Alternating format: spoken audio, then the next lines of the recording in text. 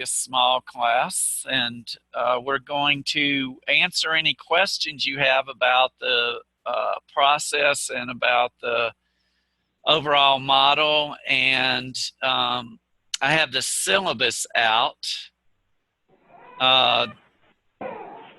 And so I'm going to see if there's any questions, and I'm going to give you, ask you questions to see what you know or remember. And then I want to see any questions or any individual help that you might need on your playbook, and any questions you might have about using your playbook.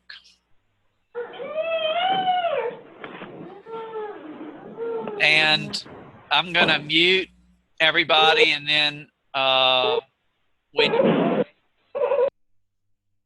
when you have when you want to talk, I'm going to ask you to please unmute yourself. And if you have problems with that, I will help you. So I guess the first question I'll ask is around the playbook and using it, and see, does anybody have any questions about the playbook and putting it to use?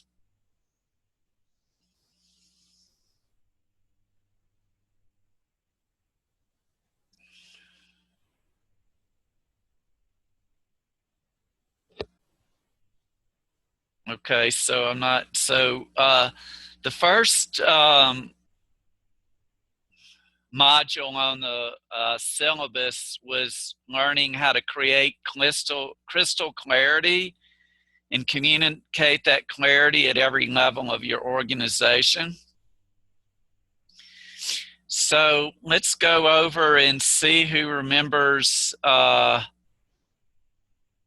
what the creating the clarity is all about. Does anybody want to answer that?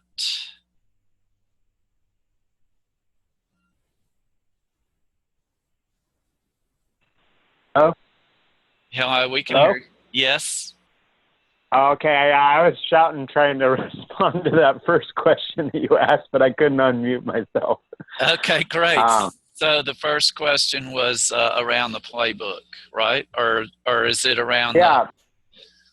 Well, one question I have, like these days, you know, everyone's got websites now for the most part, and you know, you can go to someone's website and basically see what their playbook is for the most part. Does Lencioni say that the playbook needs to be like private, or can it be just like publicly done? Because it seems like when we're writing down our vision, our mission, our core values, you know, the people that we work with are going to experience blah, blah, blah. And then we have a list of our team members. So, I mean, a lot of that stuff is right up on the website. So people, you know, put it right up there. Does Lencioni say anything about that? Or do you have any experience about whether or not to keep the playbook private and secret, or keep it public? I think that it's an individual choice, but the whole idea of the playbook is to use it, and to use it to guide your organization, to have it at all your meetings, to have it with you when you're about and go over it before you make a public address. So the playbook keeps the clarity that you've come to first and foremost in your mind and heart. And then you also want to read over it. You know, you want to go over your vision and your mission and your core values and your specialized goal that's going to propel you forward, which is your most important goal. And so the playbook is going to be used, it's to be used. Does that help you?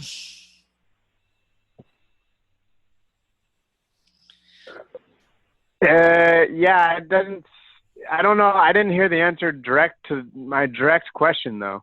The direct question is, I think that it's great to have it public for people to know what you're about, and for people to know what you're up to and who you are, and the clarity that you're about. Okay.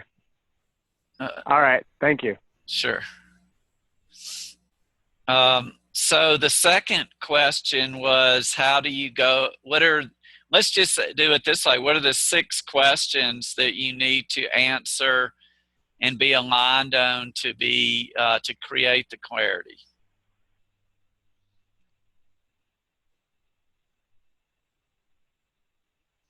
Uh, you're asking me?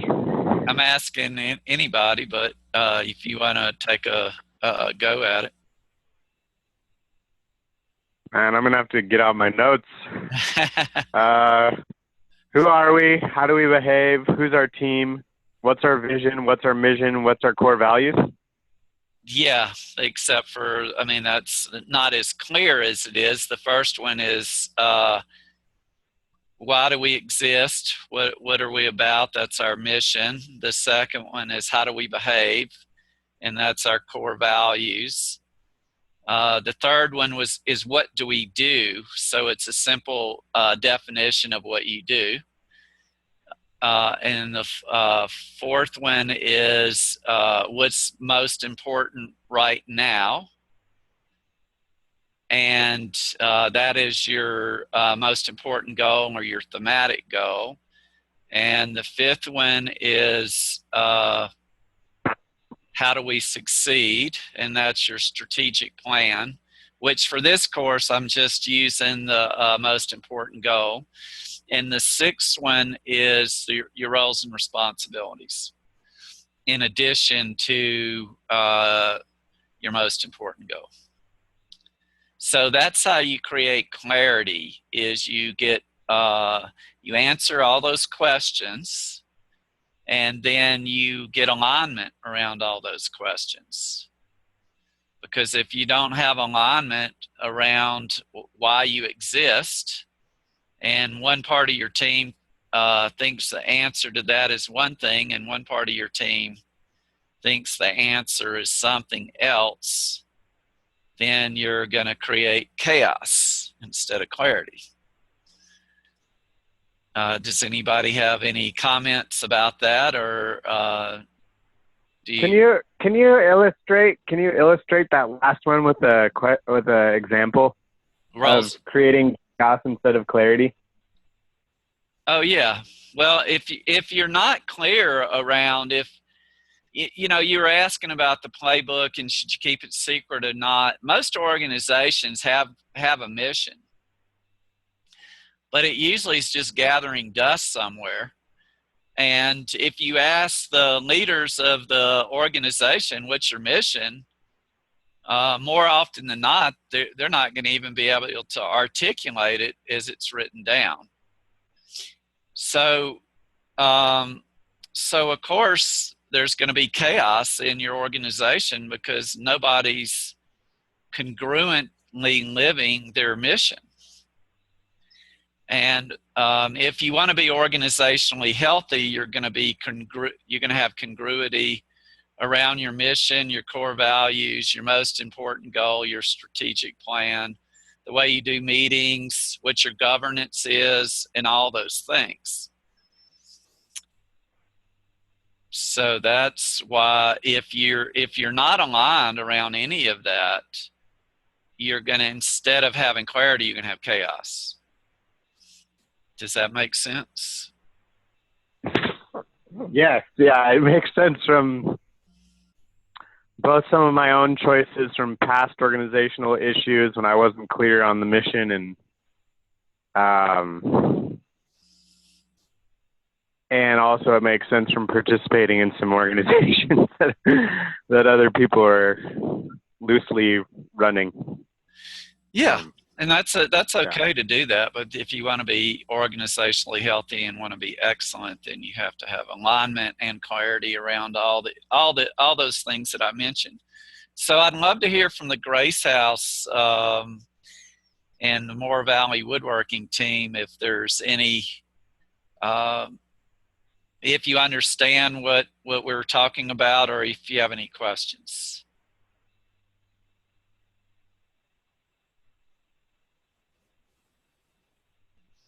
And I will unmute you. So you're now unmuted. Grace. Great, thank you. Hi, Mark, and hello, everyone. This is Bob. Hey, Bob. Mark delivered our Morro Valley woodworking playbook today, and I'm just getting a chance to look at it. I think it's marvelous. It brings a lot of clarity, and I'm grateful for it. I have no questions about it. It's that clear. Okay, awesome. And BJ, do you have any comments or questions at this moment?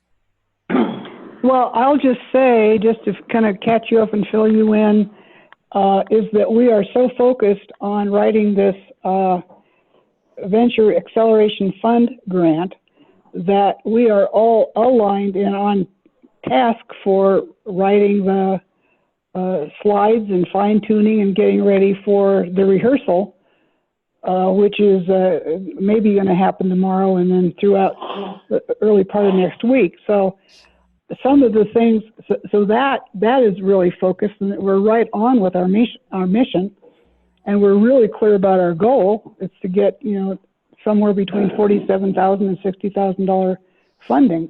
And then we have a second one that we're working on that's also going to be presented by two different team members on the same day at a different location. So there's 5 of our 7 people on the team who are presenting something on Thursday, the 14th. So I'm just going to just say that is, we're cranking on that.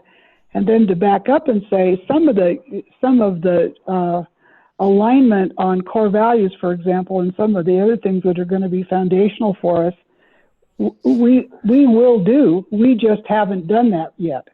We've individually done it, some of us with some ideas. So it'll be interesting because we're definitely not linear. We're definitely on task. Yeah. And I think that just the fact that we have come together just so beautifully as a team, just with these target dates that are just, like milestones, like no kidding, have really had us I'll say unify and really focus, and then people are kind of moving in and out of wherever their skill set is. So, we talked about roles and responsibilities. We had to outline those in our application, but also in our presentation. So it's just, all of this is just very much alive. Yay. Yay. Awesome. Thank you for that very succinct and passionate report. Okay, you're welcome. Let's see. Okay, so I'm going to, Amanda Kay, I'm going to unmute you. Hello, Srinath just joined me on the video screen. And so do you have any questions or comments, Amanda Kay Creighton? Yeah. Okay. I can speak. Let me just take a moment. So I stepped into an existing project or business, the Hummingbird Facility Rental. And so a big portion of the last several months has been learning the ins and outs of what has been and innovating somewhat. And the process that I'm learning through you, Mark, is incredibly relevant to, I think, what we're intending for 2017, which is likely the timing when we'll either continue as Hummingbird Living School, a project of global family, or form our own business with its own mission, vision, and values, and all of that. And so I'm absorbing this system with the idea that if and when a retreat business wants to be created from what's already here, we have these incredible tools in place, and maybe even have you work directly with. You hit a spot where we're not able to hear you. Okay, now I can hear you. That's what I have right now. So we can't hear you right now, Amanda. You're in a dead zone. I'd love to get so it looks like Sean wants to talk. It's So Amanda, I muted you because we couldn't understand you, but we got the gist of your share, and I'm wondering why there's everybody's muted and then there's still noise. But anyway, so that sounds great, and if you have questions. So the next part of the syllabus was learn how to create your culture by embodying your core values. And this section in your organization takes probably as much time as any other. And I'm going to give you after this class, probably within a week, I will get you a lot of what we've gone over in the course as far as resources, so that you can come to understand when you go about the business of coming to your core values, which actually usually take a bit of time and several meetings to come up with them. I thought of like a core value for the Moore Valley woodworking team might be something like being green but biodegradable. And if you chose that to be one of your core values, which I know it is, whether it's named or not,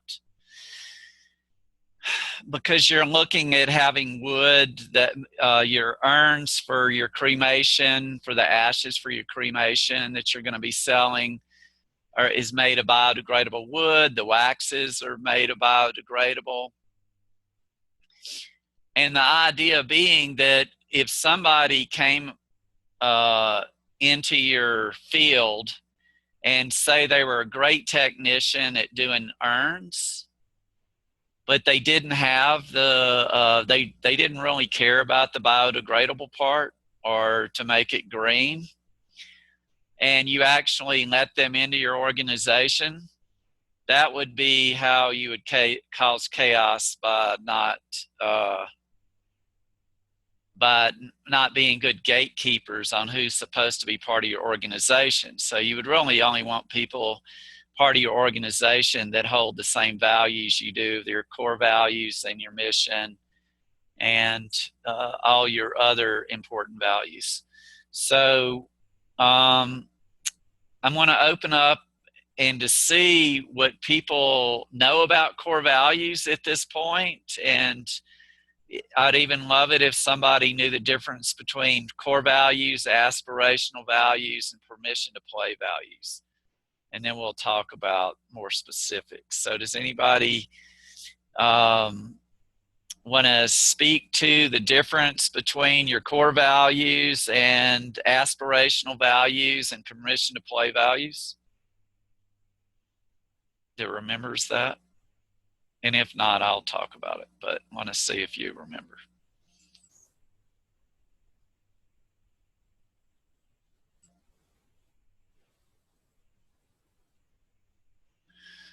So aspirational values are values that you aspire to. So you're a organization and that you want to choose say friendliness, because this is in Lencioni's book, The Advantage, which tells you the whole system. So in The Advantage, Lencioni was working with a leadership team, and they said, we would love, we noticed that our best employees are very friendly. And we would love for friendliness to be one of our core values. And Lencioni said, well, to be honest with you guys, that's a great aspirational value. But when I look at how you are with each other and how you treat me and everything, I don't find you to be all that friendly.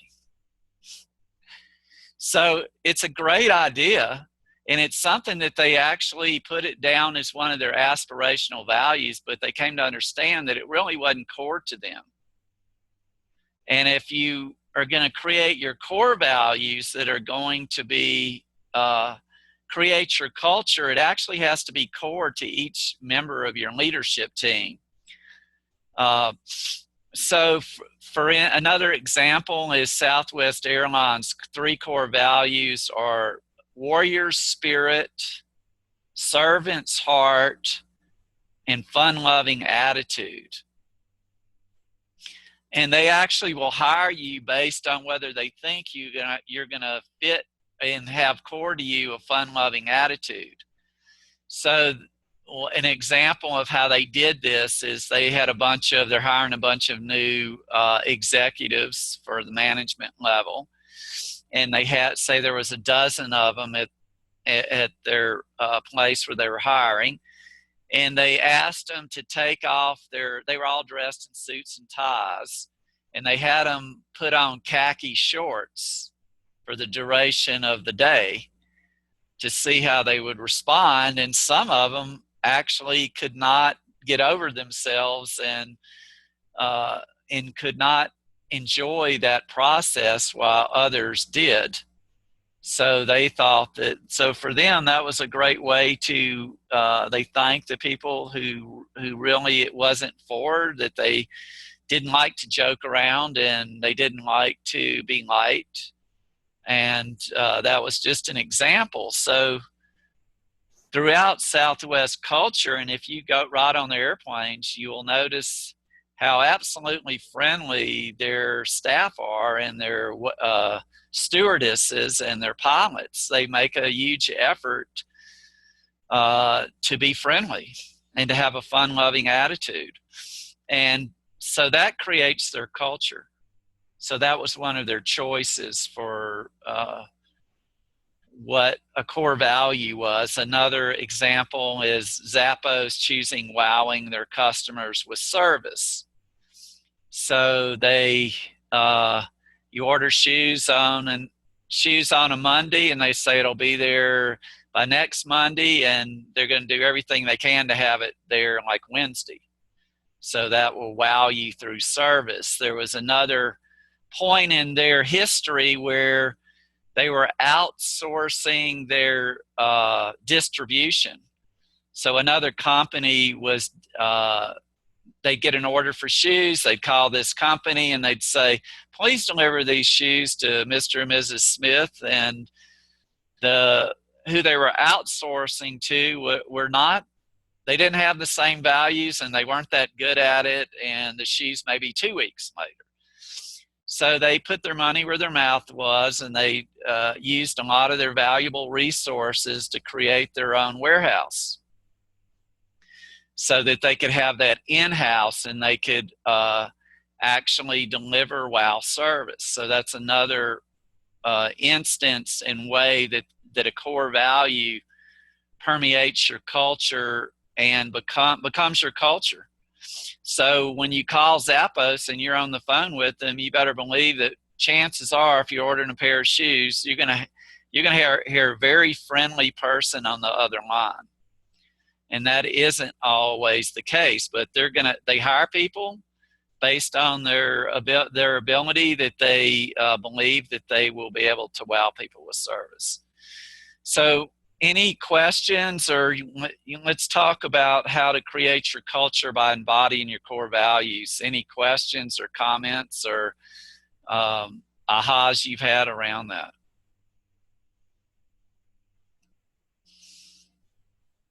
And so I'll unmute Srinath for first of all. So you're unmuted, Srinath. Thanks. Thank you for those anecdotes. It's helpful to have some perspectives. And I guess what I appreciated is that It seems like when you were speaking about Southwest and Zappo's core values, you were also expounding upon them in almost their little paragraph. And I originally had 5 core values, then I had 3, and then I narrowed it down to 2 because I was thinking, like, let me just make this as simple as possible. So with restorative communication, the 2 core values that I have are compassion and truthfulness. And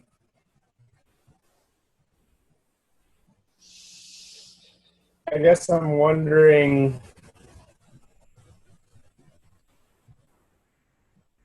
how would one address any doubts that they have about being able to be held accountable around their core values?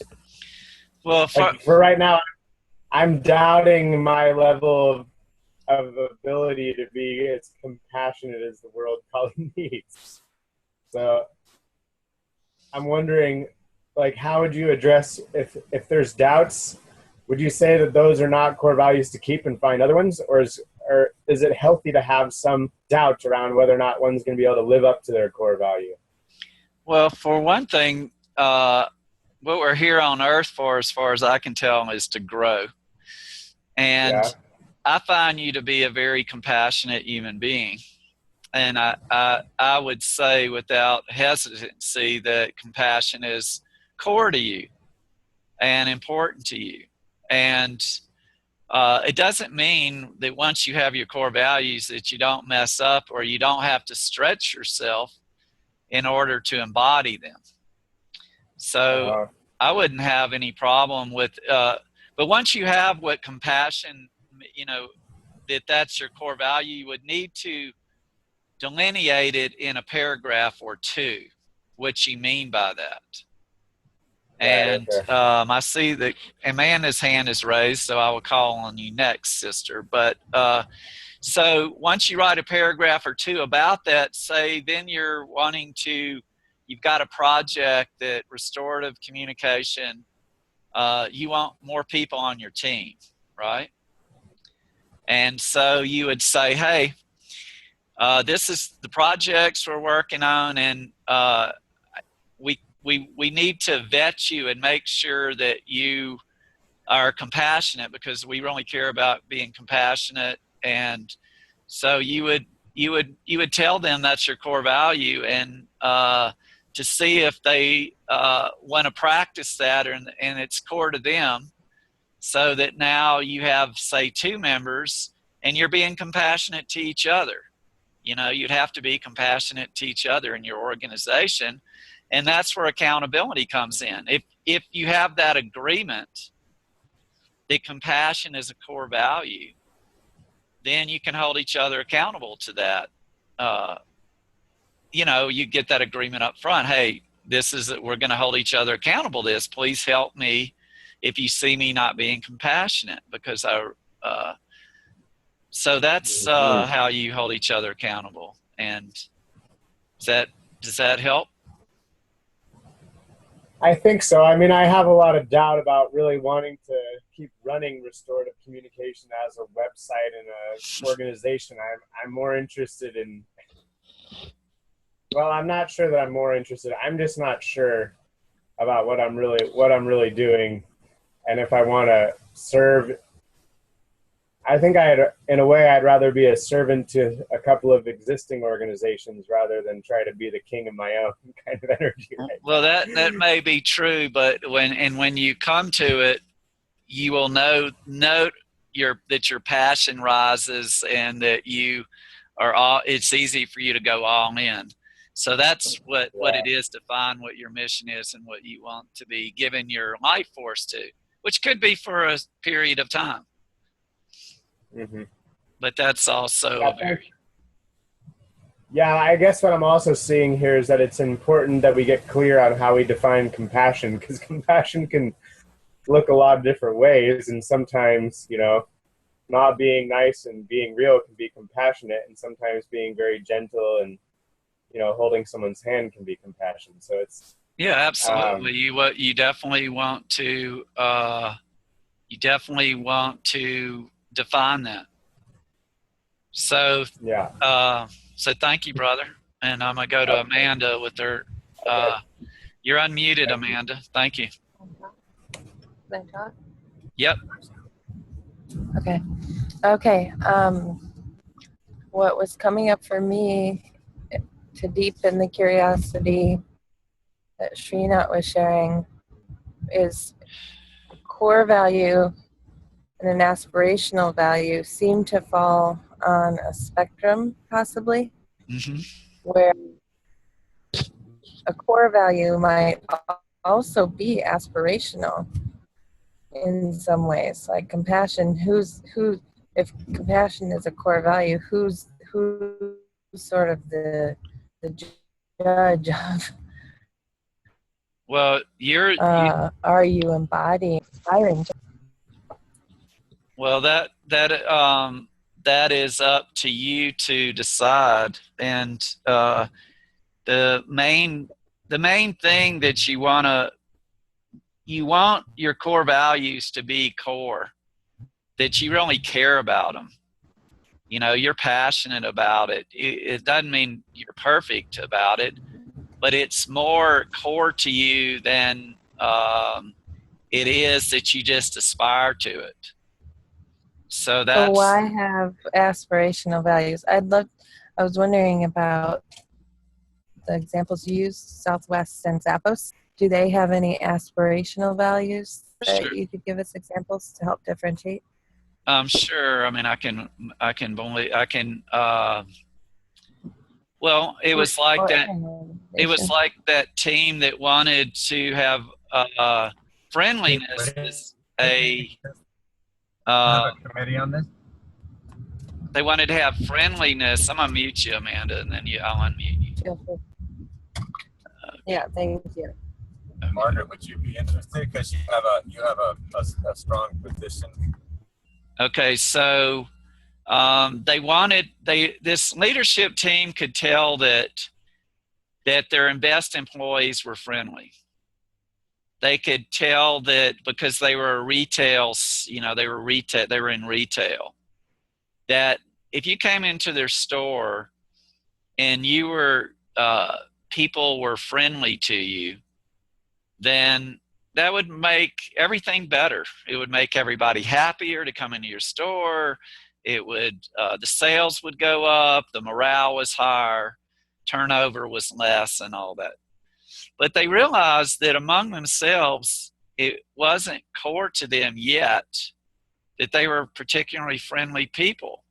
So if they made friendliness a core value, and everybody that comes into contact with them knows that their core value is friendliness, but they're not particularly friendly people, then that's gonna hurt their credibility for a core value. I guess they could make it a core value for their workers, but really what they ended up doing was they said, we actually want to learn from our workers and we want to aspire to be friendlier. That's a real thing for us. We really realize we're not that friendly right now, but we want to aspire to that. So they chose some other core values that they wanted to go throughout the organization and hire people based on that. But they also hired people because they were friendly. So you're right, there is a little bit of a crossover. But if you choose a core value that's not really core and it's not really in your heart, it's not what you want to come to meetings to be friendly, then you're going to cause a lot of people won't respect you. And how are they going to follow on leaders they don't respect? So do you have any, I'm going to unmute you again and see if you have anything to add to that. You're unmuted. That was so clear. I've been curious about that for quite some time. And to take Srinath's example, it sounds as though, for me, in listening to you, absolutely, compassion would be a core value because it's what it is an aspiration, and yet it's something that's so part of what you want to infuse into all aspects of your work. Yeah, yeah, yeah. It's lives in you. Yeah, and it's naturally emerging from within oneself. It's not right. Yeah. Yeah. I love the friendliness example. Thank you. That feels more clear than it did before. Okay, thank you. So does Bob and BJ have any questions about core values or how to find them, or what I said about one of your core values might be sustainability? No, what did I? Biodegradability.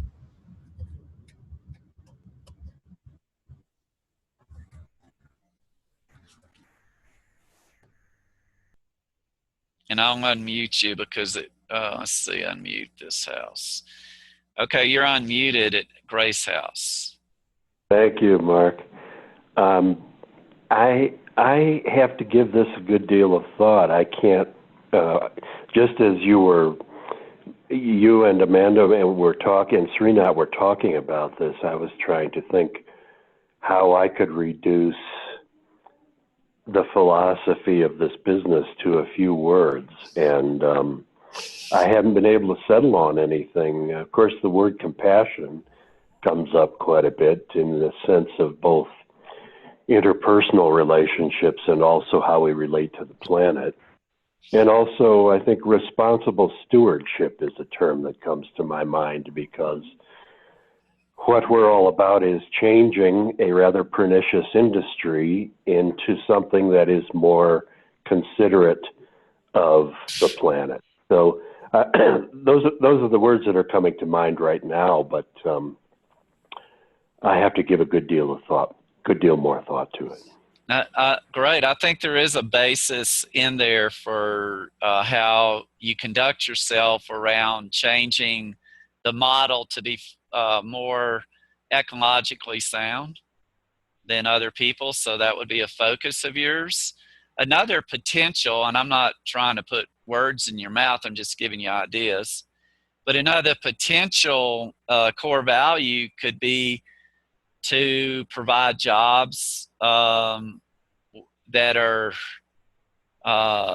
life-giving. You know, it's not is the antithesis of that is soul crunching, but where people could have a job that they believed in what the mission was, and they loved the people like you and BJ and Norma and Rich and everybody. You know, they could be part of a family. So just to give you another thought about another core value, it could be even we provide life-giving jobs. Good idea. I want to share something that happened this last week that's not directly related to More Valley Woodworking. Is there time for that? Sure. Norma was on the phone making arrangements for our flight to Portland, Maine, which we're doing this next Friday.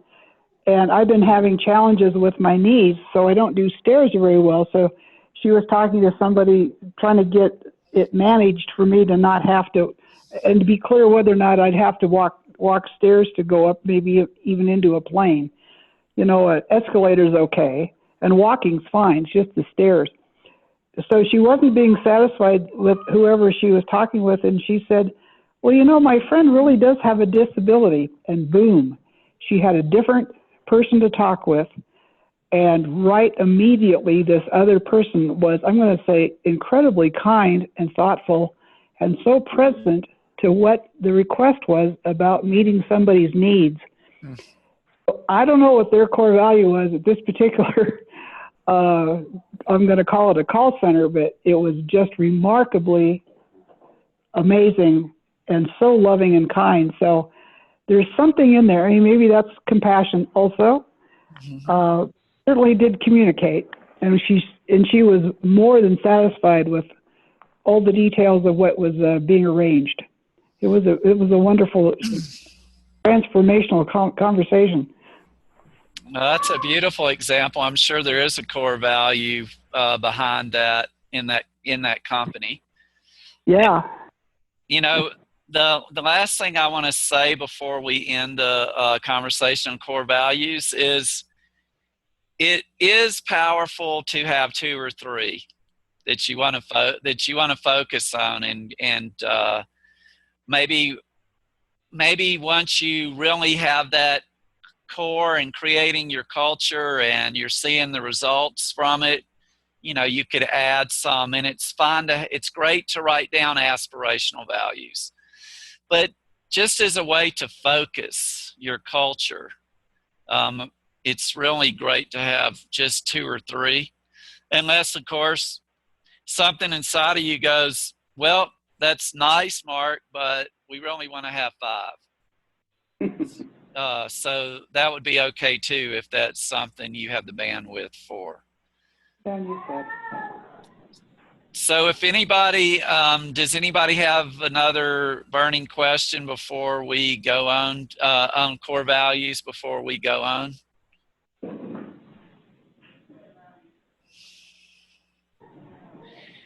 And you understand that if you have these core values and you're telling everybody, hey, we're all about honesty, and you're really not honest,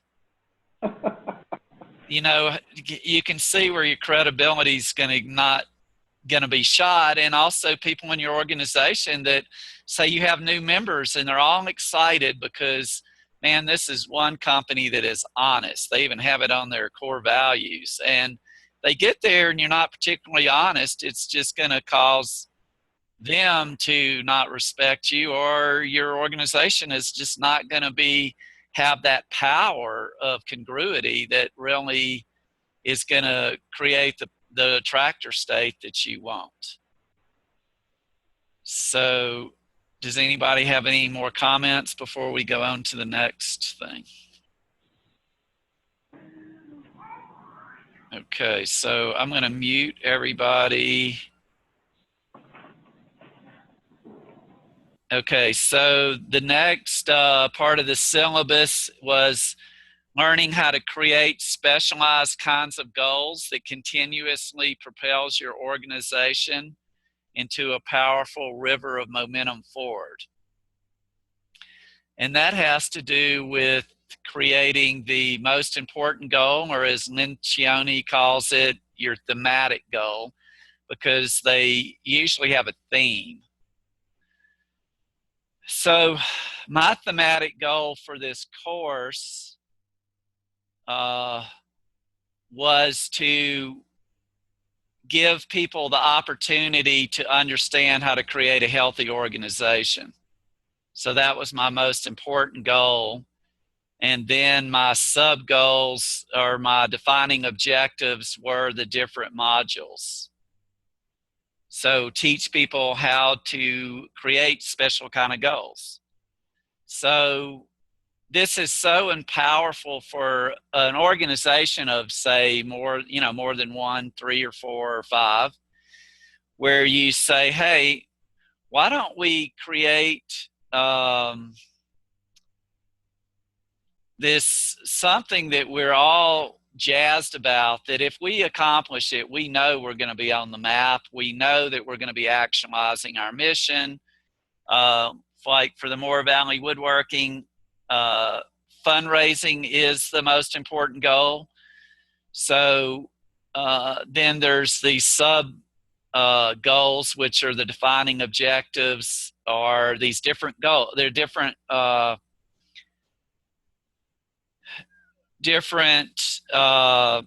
is the word? Grants that you're going after. Thank you. And so we're gonna have all our meetings that are gonna be focused on getting these presentations as good as we can have them, so we have the best chance of realizing our goal of having $40,000 to $60,000. So you in your meetings, in the meeting protocol, which is next, the very first thing that's going to be on your weekly meetings is going to be that most important goal, which is fundraising for the Moore Valley Woodworking. So you see, okay, well, right now we've got this one grant we're working on. Where are we at? You know, who's Bob's doing the technical aspects. Rich is going to be presenting. Sean was going to do a 3D. I don't know if it's going to make this grant or not. But where are we at in each of those defining objectives, and what actions do we need to take in order to have the $60,000 in our pocket? So that's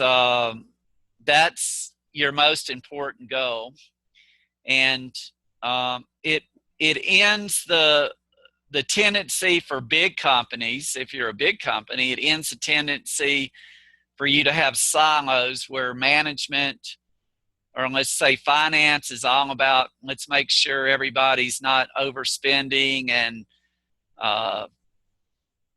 the HR department they're trying to get money for this and that, and research and development is trying to get as much money as they can, where everybody takes off their departmental hats and they work toward this one goal that they're going to accomplish.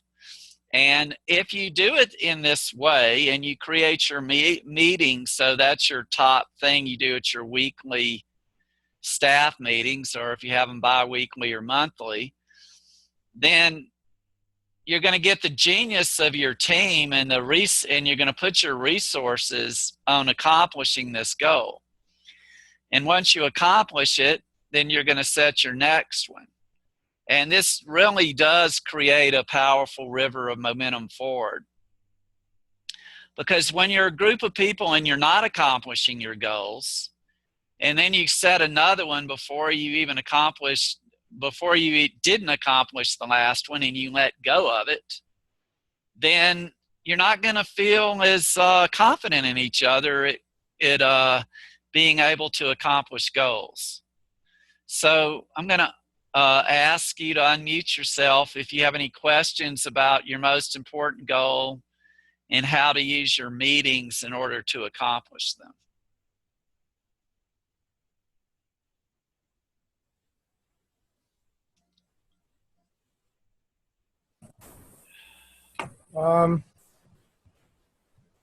Guess I have a confusion around meetings a little bit.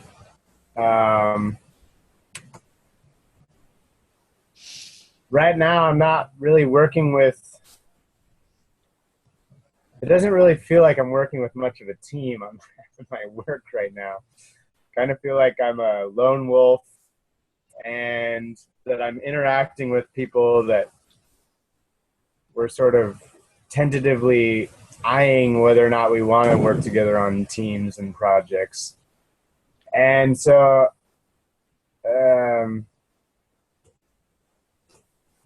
because there's been some broken trust with some of the people I used to work with more closely on this kind of work over the years, our meetings have kind of deteriorated. And I realize now that I don't even have the patience to wait for meetings to happen anymore. I just am sort of like, well, let me just send out an email.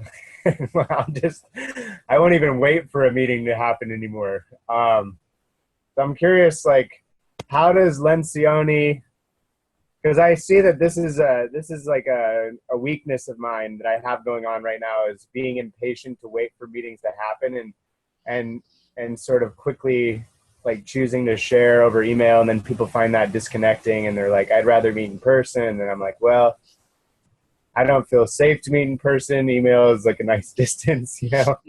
Okay, well, let me stop you there just to say how well this works when you're a solopreneur, to how to focus yourself.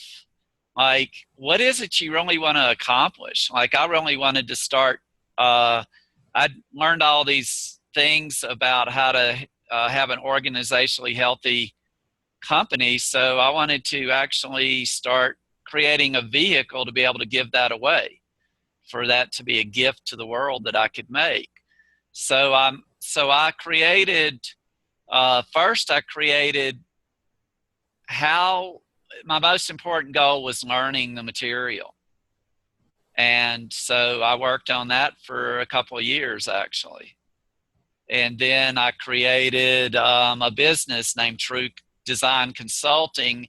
And my most important goal was to have a client, a paying client, and to do a great job and to feel really good, both of us to feel really good when we finished. And I created that. My first client was a spa, a retail spa place in Florida where they have salt rooms and they have beamers and all these gadgets that help people. So I focused on that.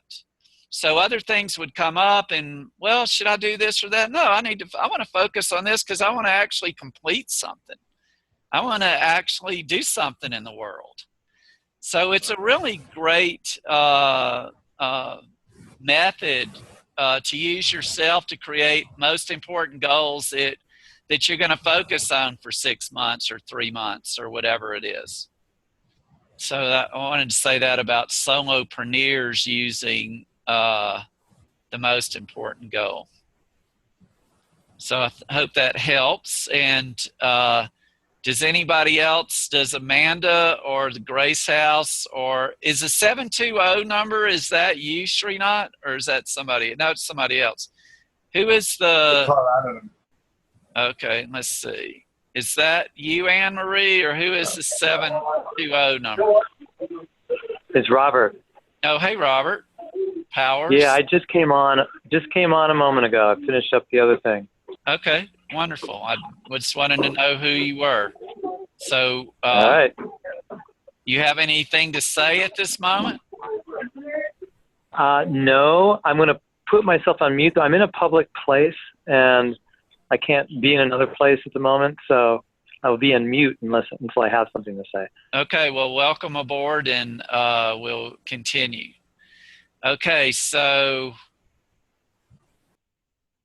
let's see.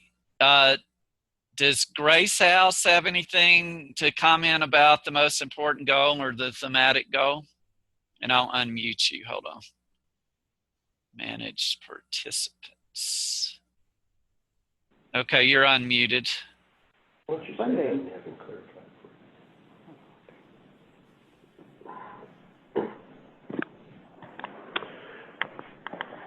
Would you repeat the question, please, Mark?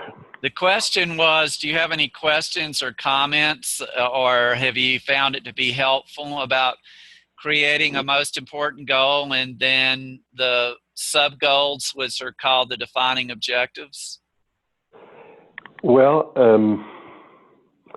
I think that our present situation may be a bit of an aberration that I hope is going to lead to a form. You recall several weeks ago helping us, particularly Rich and myself, to define a single immediate goal as fundraising.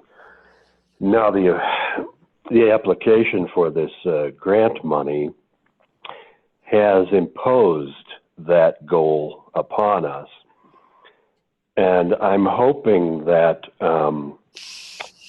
post-grant, that kind of clarity will continue. And as to the idea of the thematic goal, I really haven't been able to give much thought to that because in addition to this grant application, I've been beating the bushes for partnership on development of the chemistry intellectual property. So I'm pretty much at capacity right now. But I think BJ was maybe thinking about the thematic idea and didn't. And she's not clear on that. Well, for me, I didn't fall in love with thematic goal as the thing to call it. I like calling it the most important goal. It's one and the same. So the theme of your most important goal is fundraising. So that's your theme, and that's what has a theme. It could be something else, but it's one and the same. It's not different. Okay, that's easy, because that focus has been forced upon us, and as I say, I hope that this kind of clarity will continue to prevail.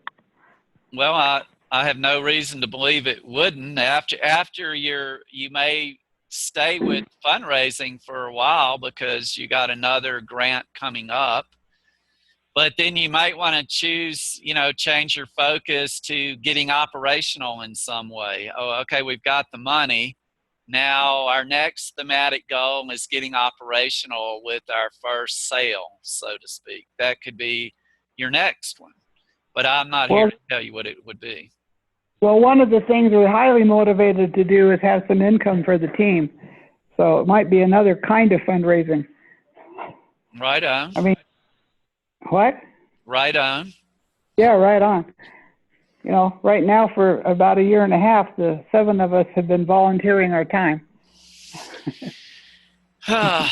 Well, that would be a great thematic goal. Creating income for each of you. Yeah, it would be. It is.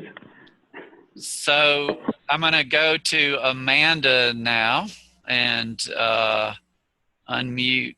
Let me see. Amanda Creighton, unmute. Check the meatballs. Check the meatballs. That's what I heard. You're talking about meatballs to the group, Amanda. I think it's okay. Great. Okay. Yeah, I heard someone whisper, check the meatballs, or I thought I did on the phone. Anyway, made it to Berkeley, so that's the latest report, and sitting in the Whole Foods parking lot. Thanks for your patience with us and our timing. We named our Hummingbird Retreat facility rental the most important goal being collaboration with all the people involved. And so then the defining objectives have become really clear over the course of this course, so to speak, which are who are all the people. And so it's not necessarily been intentionally, by the end of month 1 we need to collaborate with the cooking team, and then month 2 the bookkeeping, month 3 housekeeping, and then something we're toying with a name for, like campground care, or the people who are responsible for returning the keeping the closed loop waste system in place with recycling and compost and all that. But so it's not been so clear yet, the 3 months, 6 months, like the actual timing of it, but certainly the objectives have become clear, and having it be very collaborative rather than any sense of hierarchy or people feeling like they're any like coerced, or we're trying to invent a new type of collaborative organization and continue and strengthen the vein that was already here. And one thing that I'm curious about is with, we don't have regular, I missed last week, I feel like I'm missing an important piece around this. So we don't have, these aren't necessarily teams or departments of a large organization. These are more like tasks within the organization, cooking for a retreat. That said, it's creative and it's essential, and it's all part of, making this thing incredible and achieving the mission, which I hope permeates through the entire organization of what Srinath helped me with, consciously co-create and share a meaningful context within which soul-centered groups, families, and couples can experience transformation. That's the mission that we're sort of playing with.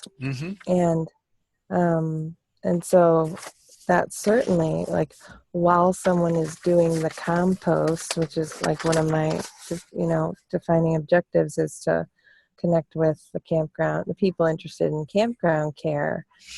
And I can imagine that while doing the humanure, let's say, that that person, I would love to have the mission sort of be living inside of them, that I'm doing this to create this meaningful context for transformation. Beautiful. What an incredible opportunity.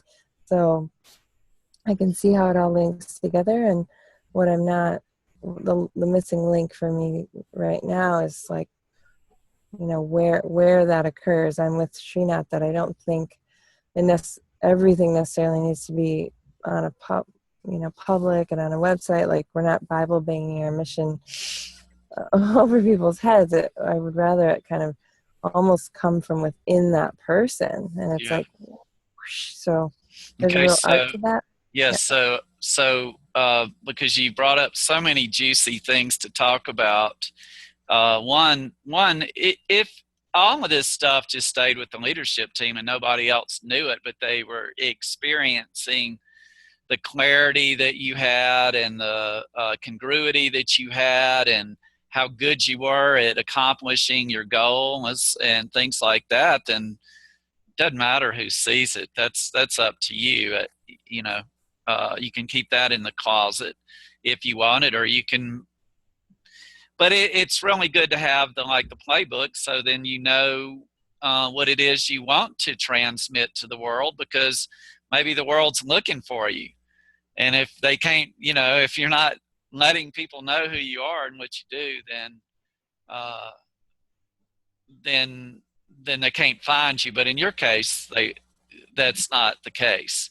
So one thing you brought up that I loved was that collaboration is like your overall goal to accomplish. And at the same time, it gives an example where your overall goal can also be a core value, because collaboration may be a core value that you have or that you want to choose as one of your 3 or 4 or 2 or 3 core values. So that can happen. And it can be really great. And then you may go on to the next most important goal, maybe something entirely different that isn't a core value. So once again, too, make it your own. I'm giving you guidelines and a powerful system that has worked for lots of, I would say, thousands of other organizations to accomplish their goals and make them healthy and create clarity. But make it your own. If you want to change how you do aspirational values and core values, and it fits and all that, then make it your own, for real. So one thing, do you have a comment before I go on to the meeting part? No, and feel free to mute me again. Thank you so much. You're so welcome. So glad you're here. So the thing that you missed last week was meetings, and so I'm going to first start with the big problem with most meetings for most organization is what Lynn Choney calls meeting stew, and that means they put everything in there, all the strategic big questions that are going to affect the organization in the long run, like your governance or how you do meetings, or and you put in what color are we going to paint the wall, and are we going to take the dog to get it washed or not, just about. And then you have your interpersonal issues that come up, and you try to do that all in one exhausting meeting, which is usually called a staff meeting. So in Lencioni's brilliance and what he's found that really works is what you do is that your main meetings that you're having weekly or bi-weekly or even monthly for some organizations, you make the first and foremost agenda item about realizing your most important goal and you're defining objectives. So that in your meeting, Amanda, if you're wanting to talk about compost as one of the defining objectives, then you'd say, do we going to give that a green light for we're already on task. We don't even need to talk about that. Or if it's orange or red, if it's red, we really need to talk about this because we have a program coming up and we don't have the compost thing figured out. We need to make some guidelines for that and how we're going to communicate that and what learning we need to do about that. So that takes your foremost upper number one priority in meetings is accomplishing your defining objectives if you're going to go by this model. And then the beauty of this model is that you should have what are called, and you can name it whatever you wanted, but ad hoc topical meetings that you have at least once a month, and you can call at any time you need a meeting. So what if somebody dropped a huge opportunity in your lap and you have 5 people on your leadership team and you need to have a meeting to decide if this opportunity is in line with your core values and your mission and would be something you want to jump on. So you have a meeting about that. You create a goal and to accomplish whatever it is to meet this opportunity, and then you create your defining objectives for that and say, hey, what's the hottest thing? What do we need to work on right now for this meeting? And another important part of meetings in Lencioni's system for your weekly staff meeting, when you're working on the things that you're trying to accomplish, your defining objectives, is you don't make up your agenda ahead of time. You make a real-time agenda right then and there. What is it that we want to work on now? And everybody gives a report about, in the beginning of that meeting, what you're working on, what you think you're going to be working on for that next week. And then you take the defining objectives and see where you're at. What do we really need to work on right now to accomplish our goal? So that's a little bit. Srinath has a question. So go ahead, Srinath. Thank you. So I want to interconnect to Lencioni's reason for setting the agenda right there present at the meeting rather than pre-setting agendas, because I've experimented with doing both and seen other people choose both strategies, because I realize that sometimes people feel overwhelmed that their life is a little disorganized, or like their workload is kind of unmanageable, or the amount of people they're communicating with is unmanageable. So people like to set up agendas to be clear ahead of time to try to chunk things down and have some simplicity. And especially in conflict situations when people are stressed out around and trauma is activated and things like this, sometimes people really like to set up agendas ahead of time because it's a way for the nervous system to relax and people are less likely to go into fight or flight or freeze because they're more clear on what's going on. So what is Lencioni's reasoning for setting agendas sort of impulsively or spontaneously, we might call it, at the meeting rather than pre-planning it or premeditating it? Because it's a certain kind of meeting. So in this model, one of the powerful aspects of this model is getting the job done, completing your goals, meeting your objectives, having the satisfaction of having a dream and bringing it in onto the earth. So when you're having those meetings that are focused on your top number one important goal and you're defining objectives for that to see what you really need to work on, it's important to take a pulse of right then and there, what do we really need to work on? Not what we needed to work on a few days ago, what we need to work on today. What's really, but for your other meetings, you're at, if you're discussing, say, an opportunity that came in, you might really want to do your homework, and you might really want to create an agenda for that. Different things that you're going to need to handle in order to even know if that the opportunity is right. Okay, let's discuss how this is this in line with our mission and core values? Is this in line with who we are? And I see you're talking, Srinath, but you're on mute, so go ahead.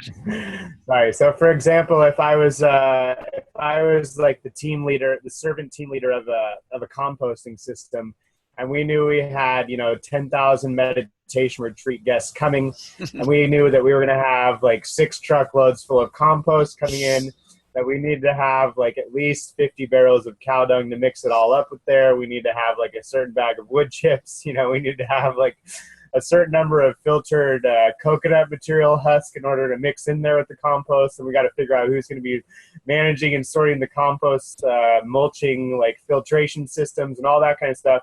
That could be a meeting where it's like, you muted yourself, so you're or somehow you got muted. Thank you. The computer's taking over.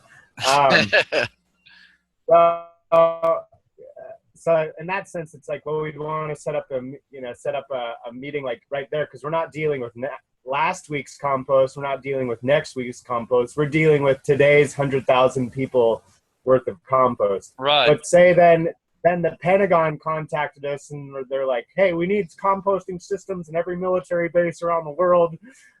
We might want to have like a pre-planned agenda to deal with their compost. You might want to have a pre-plan. So just the ones that are when you're working on your most important goal and your the defining objectives around that goal. Those meetings you want to do real-time agendas. And again, the other so the other meeting that and instead of ad hoc topicals that you want once a week to discuss the bigger issues, you can call them anytime that you really, and if you have some credibility with your team and they like that you're having meetings, you're going to call meetings when you need them, and you're going to have one at least once a month that you schedule. And then he suggests that you 4 times a year, every quarter, you have a meeting that's sometimes off-site. Doesn't really matter. I don't think off-site's really important, but it's to look at the big picture. How are we doing? What do we do? What kind of progress are we making? What direction do we want to take this organization? What are we really excited about? You can also have them to deal with, you need a clearing. You can call a meeting for a clearing. You could call a meeting for anything that you could imagine. But you want to take time to discuss important moves for the whole organization, and you want to have time to do that in. So you don't want to put 10 different things in a meeting where, say, you're discussing your governance, how you're going to make decisions in your group. You want to have that conversation, and then here's a really important thing to do at the end of all your meetings, no matter what kind of meeting it is. You want to draw up, if you have a pad, great, if whatever way you're recording this, you want to say, okay, let's go over the agreements that we made in that meeting. And then you want to say, is everybody aligned around this understanding? And then you'll be surprised that you had a meeting and it's like 2 people they heard something completely different.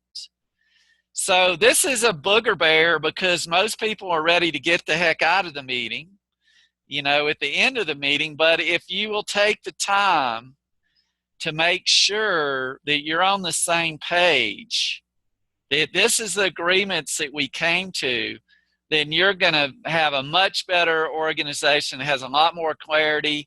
And then the other thing, depending on how big you are, who do we need to communicate this to, and how are we going to communicate it? So that's another last piece. If you do that, if you do these three things, if you actually wrestle to the ground and get an agreement and hang out with each other and love each other enough to know you won't have to have people having different perspectives. And if you put all that on the table and you synthesize it into a direction that you really want to follow, which could mean Srinath's going in one direction and Amanda's going in another, and that actually is what you need to do, great, but you come to that realization, and then you actually say, okay, this is what we agreed upon, and then how you're going to communicate that. So Amanda has her hand raised, so unmute yourself or I'll unmute you. You're unmuted. Okay, Amanda. Oops. Okay, I gotcha. So this is so key. The last question that you asked, who else in the organization might also need to know or hear what was discovered in this gathering and what we came into alignment around? That's so key. And Hey, I got so now he's talking to on his call. And one of the things, I'm switching over to Hummingbird as a community real quick, and it may be different than a business, but one of the things that was played with in the community and in many communities is give a 2-week comment period to be able to have their input into this, what you call the decision or an agreement, so that it's not, here's what we came up with in the meeting, live with it, you need to know this. So does Lencioni, or do you have insight on how to work with the reality that not everybody always makes it to every staff meeting, but we still want to have organizations that feel co-creative and collaborative? Well, it's back to make it your own, and if that's an issue in your organization, your leadership team isn't totally there, and you want to give some time for them to weigh in on something, and however you want to go about that, you just do that. So there's no, it's not in Lencioni's writings, but that's what I'm sure he would say. It's what I'm saying. You just make it your own, and whatever comes up. Again, these are guidelines for an extremely healthy organization, and you're going to have to use your own creativity and your own genius when called upon. May I add a helpful point that I've learned about Mandy's question along the path, if Mandy wants to hear it and it's okay with you, Mark? Sure. Well, one of the things that I've gotten clear on, say, for example, if I'm in pain about, some organization I'm working with, and I would like them to have greater unity and diversity and more action around transforming structural racism, for example. Since I left Hummingbird, I'm way more clear that the pain underneath all of that is my separation from God. The pain about everything is basically, my underlying pain is about being separate from soul. And now when I'm hearing other people in pain talking about racism, like, blaming me for not being a good enough racial justice ally now, all my karma is coming back to me from blaming other people for not doing a good enough job on racism. Well, now that all my karma is coming back to me, now I'm able to hear that that guy is actually deeply in pain because he's feeling separate from his soul. Racism is just a surface level thing. So that's just helped me when I'm navigating, when anyone has any pain around meetings or not being included or being disincluded or all that. It's like, it's helpful for me to remember, and I'm conscious of it now, but I can go to sleep in it like an instant. I can, boom, back to sleep. But it helps me to remember that like the underlying pain of everything is non-attached, not being one with soul. And that just helps like navigate like pain bodies whenever people are either able to make a comment or not be able to make a comment on meetings. Anyway, sorry, that was a lot of words. Well, thank you for your insights and Thank your you, Srinath. contribution. So that's the meeting aspect of the model, and then when we assign roles and responsibilities, again, like my understanding right now for the Moore Valley Woodworking, Bob is the technical genius, Rich is the main presenter, and BJ, Norma, and Marie are marketing, and everybody is working together on their so those are roles and responsibilities, but everybody's working together on their most important goal. So that's so no matter what your most important goal is, you do have different responsibilities. Somebody's got to do the books, somebody's got to do the marketing, and those things. So you assign those roles and responsibilities. And then you put all this in your playbooks that you have. Your playbooks are going to help you create the clarity because you're going to answer the 6 questions, or for my course, the 5 questions, because the question about your strategies for success, which is in Lencioni's vernacular, strategic anchors, which you can read about in his book. But I skipped that because it's a little more complicated for this course. It's good, but if you just create your most important goal, you're actually taking your vision or mission and you're making it actionable and operational. So to me, that takes the place of a vision. You're actually taking a vision of something you want to create, you're putting it into a form, a concrete form as a goal, and it's got a timeline, and you actually are going to accomplish it. So in creating clarity, you answer the 6 questions, you have it in your playbook, and then you develop your leadership team. You learn how to be vulnerably honest, which is called vulnerability-based trust. So you work with developing that. It's very helpful for people to tell stories. The exercise we did was you said where you're from, how many kids were in your family, and then what was your greatest challenge as a child.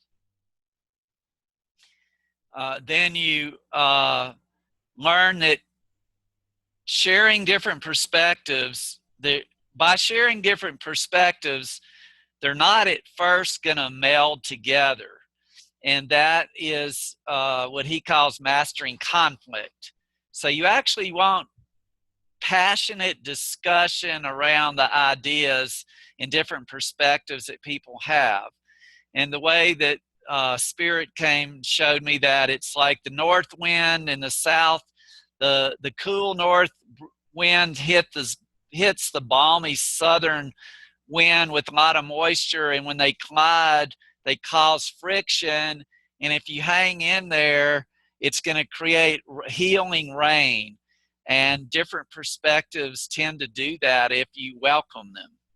So, and different people are on a conflict continuum where some people, conflict is scary as hell to them, and other people like to dive right in there. So you have to respect that on your team, but you want to welcome conflict. And then if people weigh in and actually share their perspectives passionately, and you get it all out on the table, people are able to do the next level of developing leadership team, which is to be committed to what you come to, because people have really said what was true for them. They've had their minds and hearts changed by other people sharing. So you can commit to something. And once you commit to something and you agree to it, then you can hold each other accountable because you want to hold each other accountable. And you want to hold yourself accountable to what you say you're going to do and to what you've agreed to. And then once you are committed and you're holding each other accountable, then you're going to get results. And that's the model of developing a leadership team. So I'm going to not probably within the next week, I'm going to send everybody all the recordings, all 5 recordings. So you'll have that as a basis. And then I'm going to give you a lot of resource material. And there is a ton of it, and it doesn't need to overwhelm you. For one, if you really want to learn this model, buy The Advantage by Patrick Lencioni. It is his 9th book, and it is all about the model. And I have it both on Audible, so I can listen to it, and I have it in hard copy. But either way is great. It's an incredible resource. So, for instance, if you want to do your core values, you can just read about it. Or you can go to the PowerPoint that I made about it. Or there's all kinds of things. So you get enough information about what it is, and then you just create your core values and see how they work for you. So I'll be providing that in the next week. So you'll have that, not only what I made up, like in PowerPoints and Word documents, but you'll have the recording, and then I'll give you the different Lencioni books that you can study, like Death by Meeting. You want to get really good at meetings. So anybody have any comments about or comments or questions at this point? Okay, Srinath.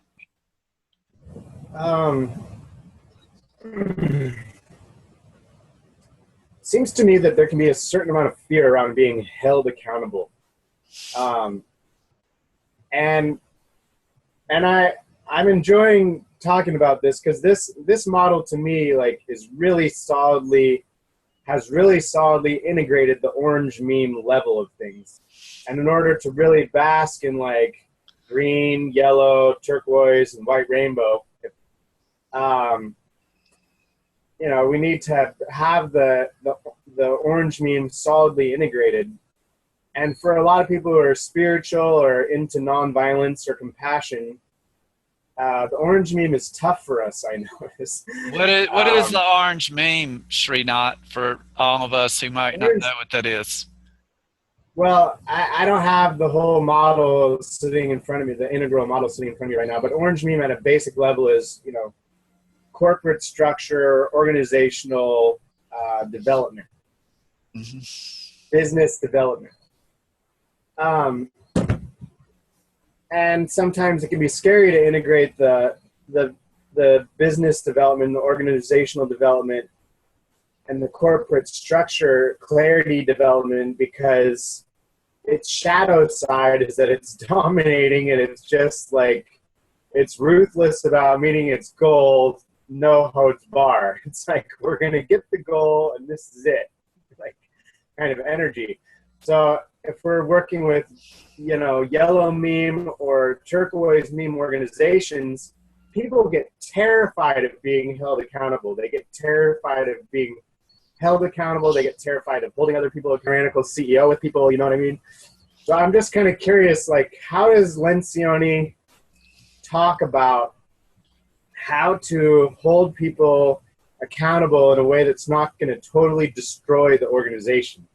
Okay, or great. Destroy the sense of self-worth, self-esteem, humanity, because, for instance, people have wounds from childhood, and if we hold people accountable in a way, it might further re-traumatization.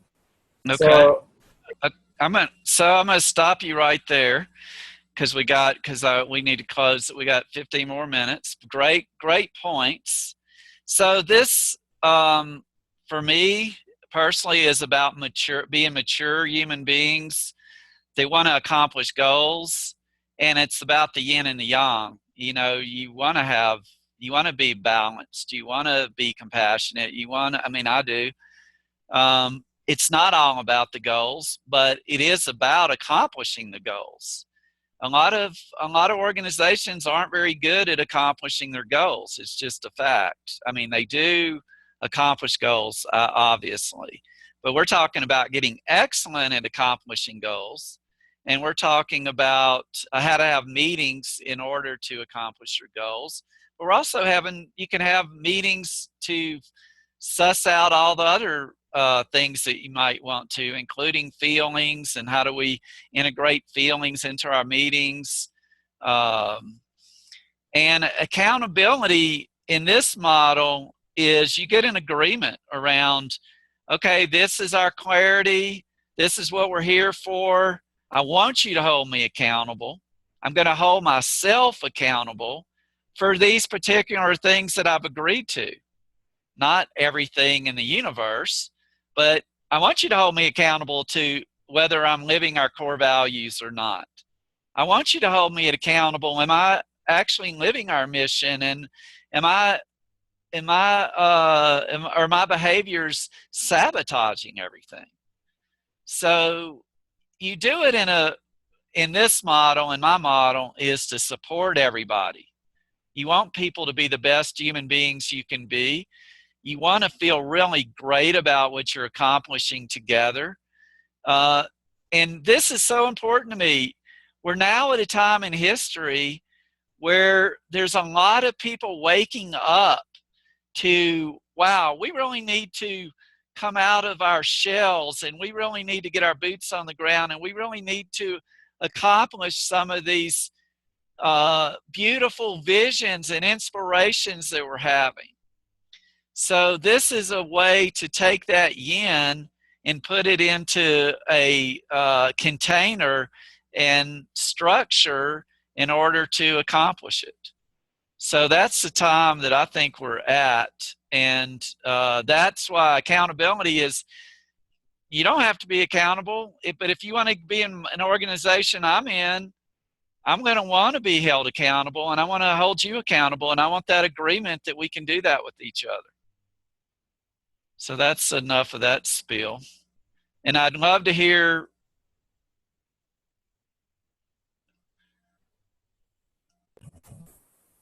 Go ahead. What would you love to hear? Well, I'd like to hear. I want to hear from Grace House and Robert before to just see what they might, if they have anything they want to share. So I'm going to go to. Can I just finish with one point? Please. One question. Sure. So for instance, if people that are working together on a team aren't willing to hold each other accountable, or aren't willing to be held accountable by each other, that might be a sign that it's not a matching fit to work together on a team. Is that what you're saying? Yeah, if you want to create a healthy team and be really good at accomplishing things, and you want to have a great culture, yeah, I would say for sure no. So then that would be a sign that it's like, well, we need to reevaluate and look for the team that I am willing to be held accountable by, and they're willing to be held accountable by me in the way that I'd like to hold them accountable, and then look for that matching team. Yeah, you absolutely want a team that you're resonant with and feel good about. Thank you. Thank you. Muted now, Mark? Yeah, you're unmuted. Could I have a quick turn? Yes. I worked for 5 years for a company where what we did was to have a group of people who held us accountable by having us interview them so they knew what our position was, what the expectation was, and what it would take to meet that person's expectation. Then they evaluated us mid-month and at the end of the month, and they actually affected our income. But there was no surprise at what the expectation was, because we had talked about it in advance, so that's how I was held accountable. And if I exceeded the expectation, I got a bonus. Nice. How did that kind of clarity feel to you, and how did that work? Oh, it was great because I knew from 2 or 3 other people, because everybody had 2 or 3 other people that evaluated and kept current with them. So you knew if you were on task, it wasn't like the week before you had to scramble. It was to stay consistent and meet people's expectations that were in the domain of your responsibilities. So it was very clear. Sweet. Thank you for that example. Robert Power, do you have anything you want to add at this moment? I'll unmute you. Hold on a second. If I can get to you, hold on, I will. My thing's a little slow. Here we go. Okay, you're unmuted. I'm unmuted? Yes. Okay, great. What Vijay said about accountability is more where I tend to go with it. The one additional thing that helps me get clear about it is if something I'm doing is in some way measurable. If it's not measurable, i.e. if there's some kind of behavioral thing, like I give good customer service by looking pleasant, then to have a pretty clear description of what that is so that it's not left up to a lot of interpretation. So if I'm looking at my accountabilities related to a core value, sometimes that can be confusing because there might be a real disagreement on what it looks like to be responsible to a core value and then how to measure that. And accountability, in a way, is all about measurement rather than about judgment. Well, so that to me is one thing to make a little bit, that I would be working to make a little bit clear as I build an organization. Well, can I respond to that? Yeah. So what we're talking about here is driving conversations, and conversations that will hopefully, if you're a healthy organization and you have vulnerability trust, then if there was a question around that that I wanted to make a question whether you were following our core values or not, I could do it in such a way that I would let you know that I want to hear your point of view on it. It's just something that I'm seeing. I'm not sure I'm right, but I have the guts and know our core values are important to me and to our organization, so I'm going to ask the question. And so in that way, it's not a hard or fast measurable thing, but it's vitally important to hold each other accountable to not only making the grade and meeting your objectives, but also behavior. So that's what I'd say. You have anything to say from that, and I'll unmute you.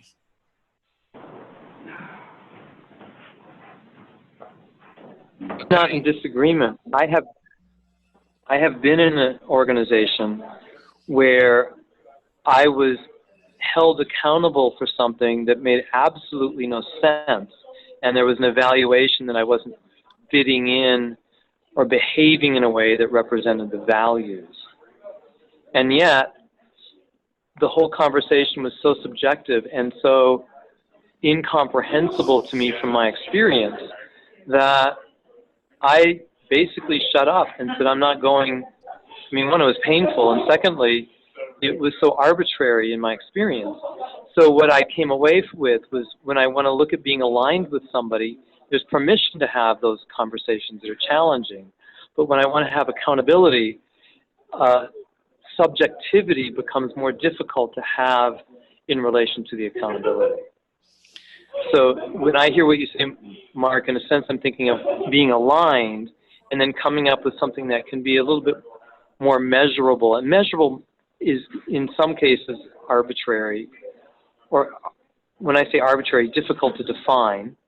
And yet, to have the movement towards that is really valuable.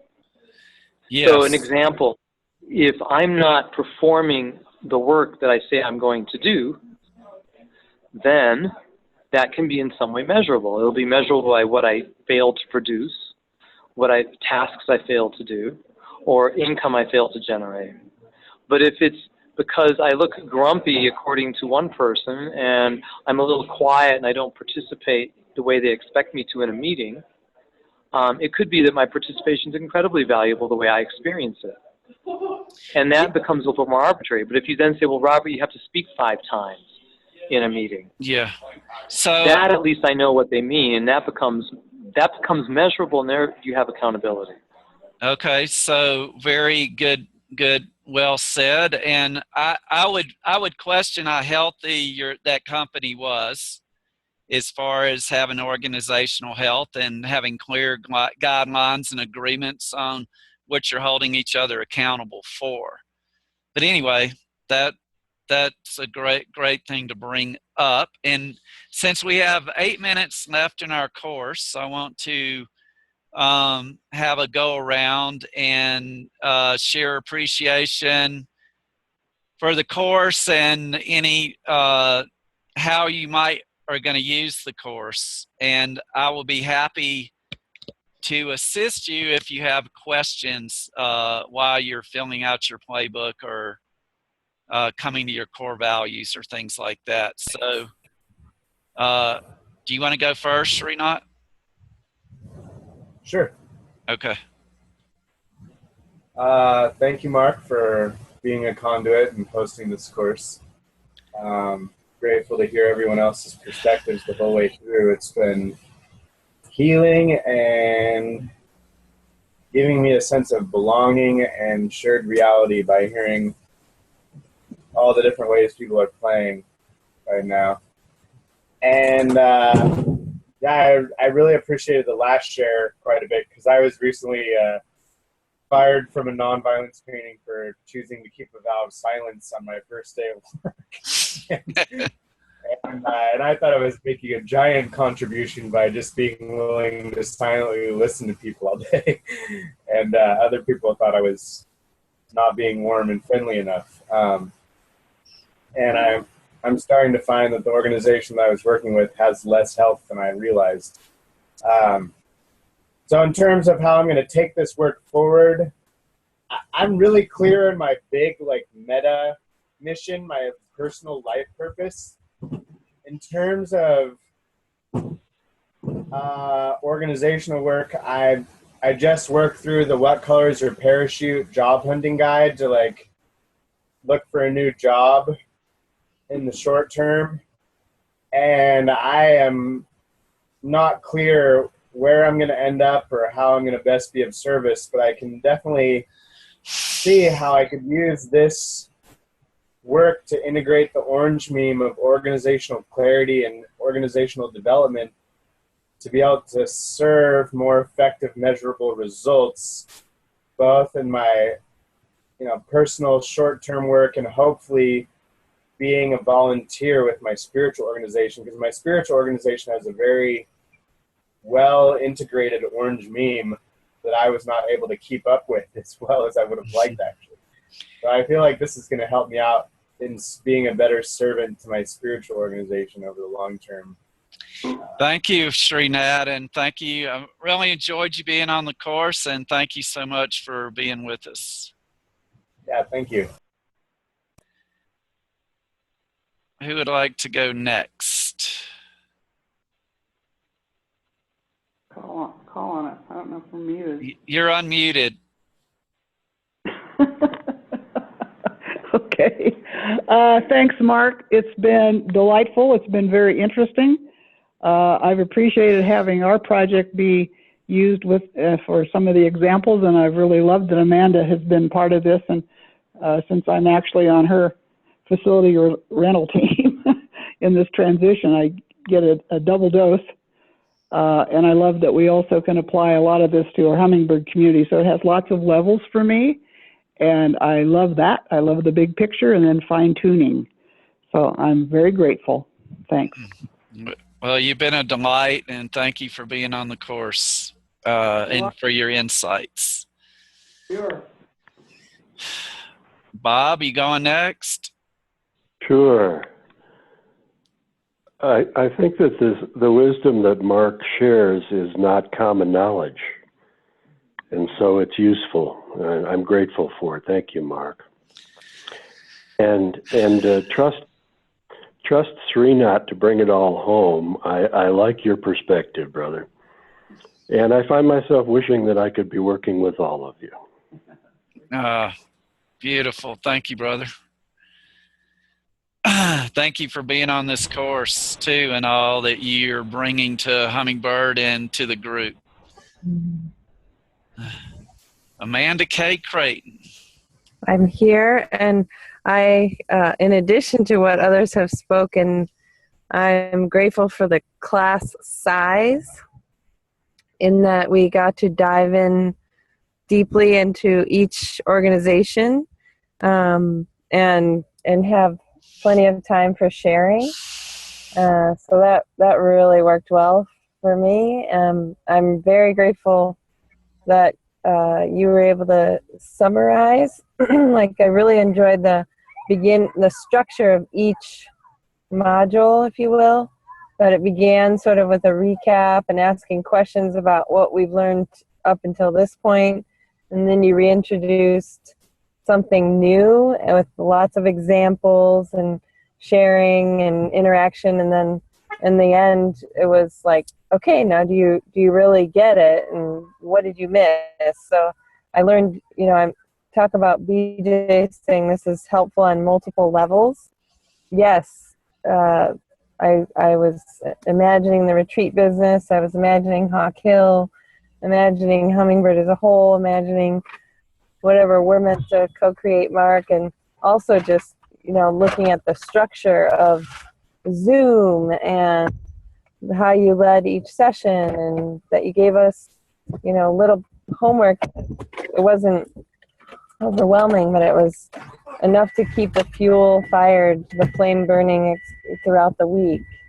So I'm appreciating all those levels, and curious, how we're living again, how we might continue in terms of supporting one another, like Moore Valley Woodworking, maybe doing a quarterly check-in or something, and how Srinath doing 3 months later, because we have created somewhat of an intimate dynamic. So that curiosity rescued me. So thanks, everybody. Thank you. Thank you, dear sister, for being on this call and bringing your beautiful spirit and brilliance, and for making the effort, even though you're traveling hither and yon, to be on the call. So I love you and thank you for that. Anonymous. Bye for now. Bye for now. And Robert, do you have a checkout? Yeah. One, thank you, Mark, and for allowing the participation, for having me participate. Secondly, something was striking me. I got on and I was hearing core values, and then accountability, and in a sense I let go of living with a lot of this stuff for a long time. And then a couple of organizations I worked with, it never could go into these kinds of conversations. And what I'm looking at right now is that for the umbrella that I've lived my life in, there's a particular focus that I think will be useful, that I'm actually going to start to live into, where I create some core values as if I'm an organization personally, and then look at certain accountabilities related to that. And that actually, both I have a little bit of concern around my doing it, how I can either thwart or support myself, but also some enthusiasm for that. And I'm really appreciating that. Nice. Thank you, thank you, Robert. Love you. And I'm gonna, so we're at 4 o'clock after the 6th class, and I have great appreciation for each and every one of you and how you've taught me and allowed me to give my gifts in this way. And my inner spirit has told me that I will continue working with this, and this is going to be something that I'm going to be assisting people like you to have healthy organizations and bring your incredible missions down to earth and create form and structure around your beautiful inspirations, because we need all of you, to create a better world for all of us. And so you'll be hearing from me around just resources and if there's going to be next steps, and if I teach an advanced course after I teach enough introductory courses. And I'm happy to work with any of you on any level. So call upon me and we'll see what we can work out. So I'm going to unmute everybody so we can all say goodbye. You're all unmuted and Bye. Your core values are my core values. Thank you. love and blessings to your endeavors. Yeah. Thanks. May they have infinite ripples out into the world. Yay, team. Nice team. Bye. Bye-bye.